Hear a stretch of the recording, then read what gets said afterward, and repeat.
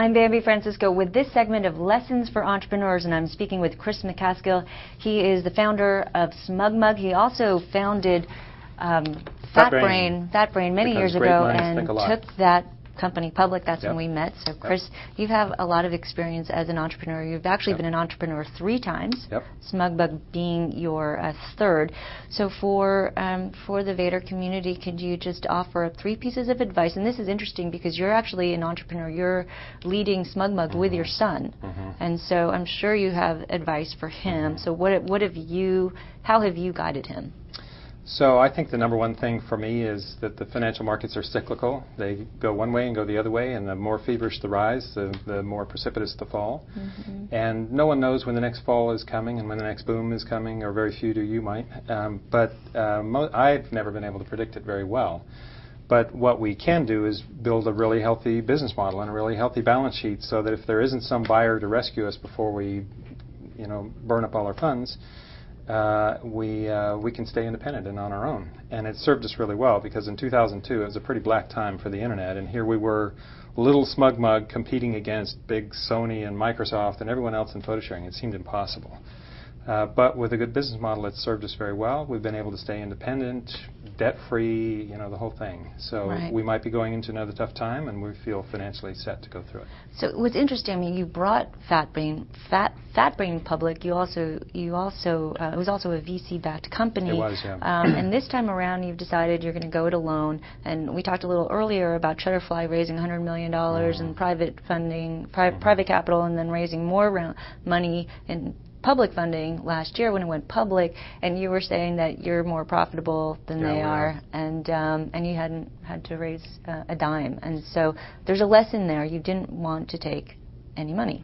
Yeah, why? I think it depends on the kind of business you're in. If you're starting Amazon or something, they raised a lot of money, $3 billion or something, whatever it was. A lot of money to build all those distribution centers. It was a very capital-intensive business. It was market share intensive. They had to get more volume than anybody, so they get better deals from publishers and things. So I can see raising a lot of money in a business like that, but I don't see how you dominate photo sharing. Shutterfly hasn't been able to do it, and they had as their chairman Jim Clark, and he was a lot of that $71 million, and he had talk about a 3-time successful entrepreneur. That's the man. And all that money in going public hasn't given them a monopoly on this market. And I think we're growing faster than they are. I think we have higher margins, and we haven't raised one thin dime. So in photo sharing, it's not about that. It's more about doing what your customers really want, finding customers and that are suited to you, where the market's big enough, and being different. We're different than Shutterfly. You and your son, is this you and your son right here? Yeah, I mean, you seem to be very He's the CEO, Chief Geek. And you seem to work well together. Yeah, Any words of wisdom for family businesses? Well, so everyone wants to ask the question, what did my sons learn from me? What did Don learn from me? It's actually the reverse in this case. He's the CEO, and he hired me to be in the company. He's the boss today.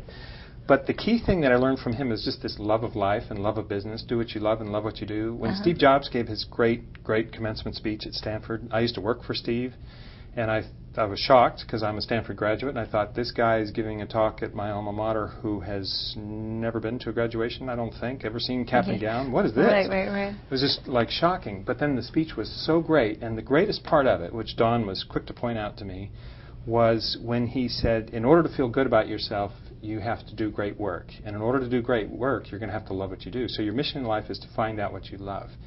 And that's a lesson I learned from my son, helped in part by Steve, who loves what he does and so on. And that has been the number one thing that has really, really made SmugMug what it is. We just love photo sharing and web design, and we stay up till 3 in the morning doing full-screen slideshows because we can't wait to unveil them to our customers. That's great. Love what you're doing. Well, I don't want to, it's a warm and fuzzy kind of feeling, but I do want to ask you, I ask everyone this, can you share a big failure or setback in your life that's made you a better entrepreneur? Oh, there have been a lot for me. So I think one of them was, this one was a really tough one, but I don't know how you get tougher than this. So I took FatBrain public. I thought before it was ready, with pressure from the venture capitalists. I loved the venture capitalists. They had a lot of good advice. But the market was hot at the moment, and that was their decision to take it public. So now I'm kind of driving the company a little bit on two wheels, as a public company, which is not where you want to be.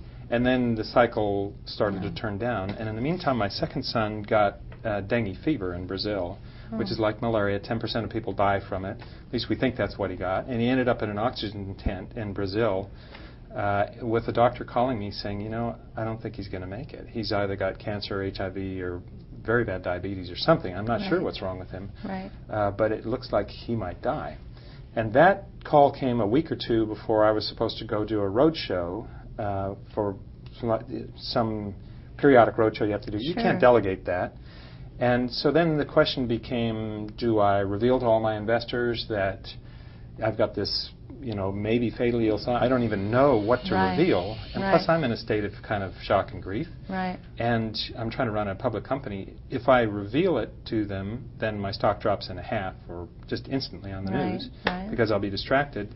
If I don't reveal it to them, am I guilty of something that is going to cause me to suffer some liability? If I do reveal it to them and it's not accurate, do I get sued then because my stock drops? Right. And so I vowed then I'm never going to take a company public again until it's ready, and I'm ready to take it public and not be pressured because the market's hot for the moment.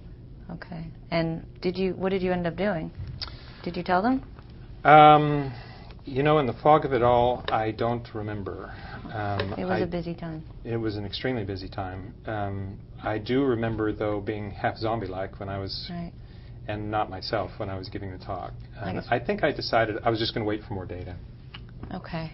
And is your son? He lived, yeah. Okay. That's and he's the the most product important manager thing. here, and he's very healthy. So. Okay.